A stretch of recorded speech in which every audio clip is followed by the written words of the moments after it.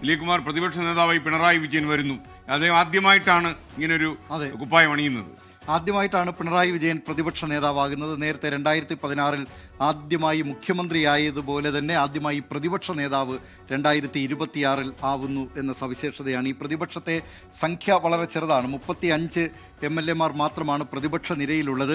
വളരെ വലിയ ഭൂരിപക്ഷമാണ് ഭരണപക്ഷത്തിൻ്റെ ബെഞ്ചുകളിലുള്ളത്. 102 പേരാണ് ഭരണപക്ഷ ബെഞ്ചുകളിലുള്ളത്. അപ്പോൾ ആ വലിയ സംഖ്യയോട്, വലിയ അംഗബലത്തോട് ഏറ്റുമുട്ടാനുള്ള പ്രതിപക്ഷം, ഏറ്റുമുട്ടലിൻ്റെ പാതയല്ല നിയമസഭ എന്നൊക്കെ പറയാമെങ്കിലും സാധാരണഗതിയിൽ നിയമനിർമ്മാണവും ചർച്ചയുമൊക്കെയാണ് ഈ നിയമസഭയുടെ ഭാഗമായി നടക്കേണ്ടതെങ്കിലും അവിടെ പലപ്പോഴും നയങ്ങളുമായി ബന്ധപ്പെട്ട ഏറ്റുമുട്ടൽ നടക്കാറുണ്ട്. അത് സർക്കാരിൻ്റെ നയങ്ങൾ പലതും, ഏതെങ്കിലും നയങ്ങളൊക്കെ അത് പ്രതിപക്ഷത്തെ സംബന്ധിച്ച് ജനവിരുദ്ധമെന്ന് തോന്നിയാൽ അതിനെ എതിർക്കാറുണ്ട്, ശക്തമായി തന്നെ എതിർക്കാറുണ്ട്. അതിനെ എങ്ങനെ പ്രതിപക്ഷ നേതാവ് എന്ന നിലയിൽ പിണറായി വിജയൻ കൊണ്ടുപോകും എന്നതാണ് അതിലേറ്റവും പ്രധാനപ്പെട്ട വസ്തുതയായുള്ളത്. കഴിഞ്ഞ 10 വർഷക്കാലം മുഖ്യമന്ത്രിയുടെ ശൈലിയൊക്കെ പലപ്പോഴും വിമർശന വിധേയമായിട്ടുള്ളതാണ്. മുഖ്യമന്ത്രി ഏകപക്ഷീയമായി കാര്യങ്ങൾ തീരുമാനിക്കുന്നു എന്നൊക്കെയായിരുന്നു 10 വർഷക്കാലത്ത് പിണറായി വിജയൻ നേരിട്ട വലിയ വിമർശനമെങ്കിൽ ഇത്തവണ ഈ പ്രതിപക്ഷത്തെ കൂട്ടായി എങ്ങനെ കൊണ്ടുപോകും എന്നത് മറ്റൊരു കാര്യമാണ്. നേരത്തെ CPIM പുറത്തിറക്കിയിരുന്ന അവരുടെ മാനദണ്ഡം, പ്രായപരിധി മാനദണ്ഡമൊക്കെ അവിടെ നിലനിൽക്കുന്നുണ്ട്.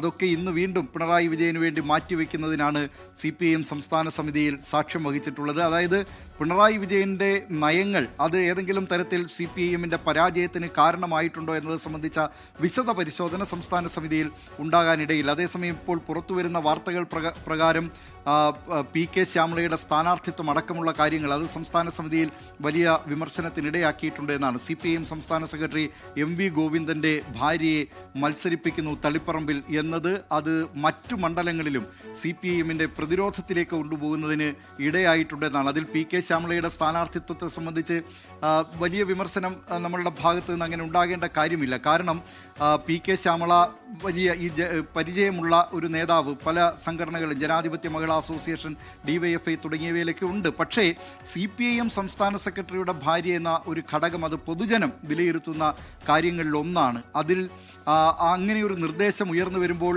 അത് PK ശ്യാമള വേണ്ട, മറ്റേതെങ്കിലും ഒരു വനിതാ നേതാവ് നിൽക്കട്ടെ എന്ന ഒരു അഭിപ്രായം CPIM സംസ്ഥാന സെക്രട്ടറി MV ഗോവിന്ദന് ആ നിലയിൽ അഭിപ്രായ പ്രകടനം നടത്താമായിരുന്നു എന്ന് പറയുന്നവരുണ്ട്.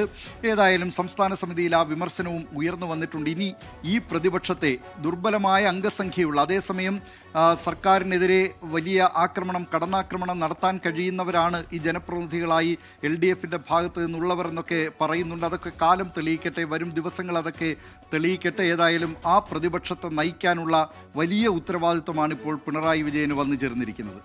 ഓക്കെ ദിലീപ് കുമാർ, നമുക്കൊരു ഇടവേളെടുക്കാൻ സമയമാകുന്നതിനിടയ്ക്ക് MDA കോട്ടായിൽ അദ്ദേഹം പറയുന്നു, ഈ കമൻറ്റ് SK ഒരിക്കലും വായിക്കില്ല. അത് കുറേ ആളുകൾ പറഞ്ഞിട്ടുള്ള ഒരു കമൻ്റാണ്. KK രമ സ്പീക്കറാകണം. കാരണം ആളുകൾ ആഗ്രഹിക്കുന്നത് പ്രതിപക്ഷ നേതാവാകാൻ പോകുന്ന പിണറായി വിജയനെ കൊണ്ട് സാർ എന്ന് വിളിപ്പിക്കണം. അപ്പൊ KK രമയെ സ്പീക്കറാക്കും നമുക്കറിയില്ല. കാരണം കഴിഞ്ഞ തവണ തന്നെ അങ്ങനെ ഒരു ഒന്നിലധികം പേരുടെ നോമിനേഷൻ വരുമ്പോൾ രമയുടെ പേര് വന്നിട്ടുണ്ടായിരുന്നു. അതല്ല SK, ഇത്തവണ ഇപ്പൊ RMPയുടെ ഒരു യോഗം അവിടെ കൂടിയിട്ട് കോഴിക്കോട് അവരൊരു തീരുമാനം എടുത്തിട്ടുണ്ട്. മന്ത്രിസ്ഥാനത്തിനൊന്നും അവരവകാശവാദം ഉന്നയിക്കുന്നില്ല. ഇപ്പോ നിലവിലെ വന്നാൽ വേണ്ടാന്ന് വയ്ക്കുമോ അവര്? അല്ല, നിലവിലെ അംഗബലം അനുസരിച്ച് കോൺഗ്രസിനെ സംബന്ധിച്ച് പോലും 11 മന്ത്രിമാർക്ക് കഴിയുകയുള്ളൂ, പിന്നെ ഒരു സ്പീക്കറും. അപ്പൊ അത് സ്വാഭാവികമായും ഇപ്പോൾ ഇത്രയധികം അംഗബലം ഉള്ളതുകൊണ്ടും അത് 20 മന്ത്രിമാരെങ്കിലും ഉണ്ടെങ്കിൽ ഇവർക്ക് അഡ്ജസ്റ്റ് ചെയ്ത് പോകാൻ പറ്റും. അത്രയും കൂടുതൽ മന്ത്രിയാകാൻ കുപ്പായം തയ്പ്പിച്ചിട്ടിരിക്കുന്ന ആളുകൾ ഉണ്ട്. മാത്രമല്ല ചില ആളുകളൊക്കെ സംസാരിക്കുമ്പോൾ തന്നെ നിയുക്ത മന്ത്രി എന്ന് അവർ തന്നെ പറഞ്ഞു തുടങ്ങി. അതെ, അതാണ് ഇനി അടുത്ത വലിയ തലവേദന. ഇനി അതിലെത്ര ദിവസം ചർച്ച നടക്കുമെന്നൊക്കെ നമുക്ക് കാണാം. കുറച്ച് കടുക്കാൻ സാധ്യതയുണ്ട്. അപ്പോൾ ആ കടുപ്പം കൂടട്ടെ. കടുപ്പം കൂടിക്കഴിയുമ്പോൾ ഒരു ശീതക്കാറ്റ് പോലെ വരും. VD സതീശൻ്റെ കാര്യം അങ്ങനെ ആയിരുന്നല്ലോ. ഒരുപാട് ചർച്ചകൾ നടന്നു, നീണ്ടുപോയ പ്രശ്നങ്ങളൊക്കെ ഉണ്ടായി. അവസാനം ഒരു ശീതക്കാറ്റടിച്ചു, അദ്ദേഹം മുഖ്യമന്ത്രിയാകുന്നു.